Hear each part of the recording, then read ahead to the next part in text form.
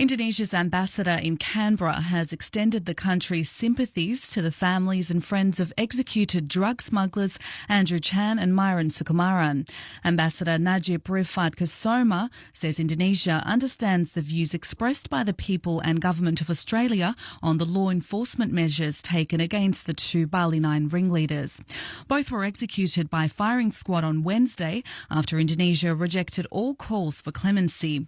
Ambassador Kusoma says it's a difficult and challenging period for bilateral relations, but Indonesia remains committed to a good relationship with Australia.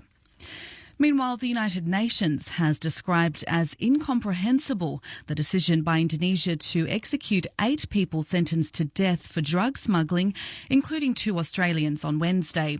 The UN Human Rights Office says Indonesia appeals for clemency when its own nationals face execution in other countries for crimes that have been considered more serious. But it says the country proceeded with the executions of 7 foreigners and 1 Indonesian for what the UN has described as lesser crimes. Speaking to the BBC, spokesman Rupert Colville says Indonesia's decision doesn't make any sense. Rescuers have pulled a teenage boy and a woman alive from the rubble of Nepal's earthquake 5 days after a disaster that killed nearly 6,000 people.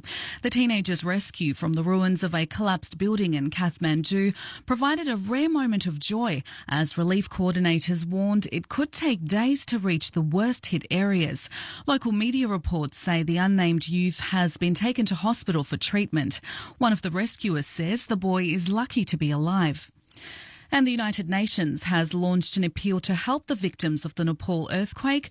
The UN's Humanitarian Coordination Agency says it needs more than $415 million, adding that with the start of monsoon season days away, it's crucial that donors stepped in now.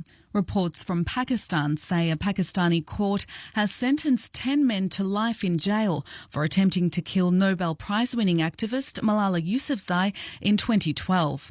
Militants boarded the teenage activist's school bus and shot her in the head in October 2012 for her outspoken views on girls' education in an attack that also wounded 2 of her friends. She survived the incident and went on to win the Nobel Peace Prize last year for her advocacy for girls' education. Officials in Nigeria say troops have rescued about 160 more hostages from Boko Haram's Sambisa forest stronghold in the country's northeast. The army says about 60 women and around 100 children were rescued in the operation. The latest rescue comes after the military said on Tuesday it had found 200 girls and 93 women kidnapped by the militants and held in the forest. The Baltimore Police Commissioner says the results of the investigations into the death of an African-American man following his arrest by police have been turned over to a state prosecutor. Prosecutors have said they would conduct their own probe before deciding whether to charge 6 police officers involved in the arrest of 25-year-old Freddie Gray on April 12.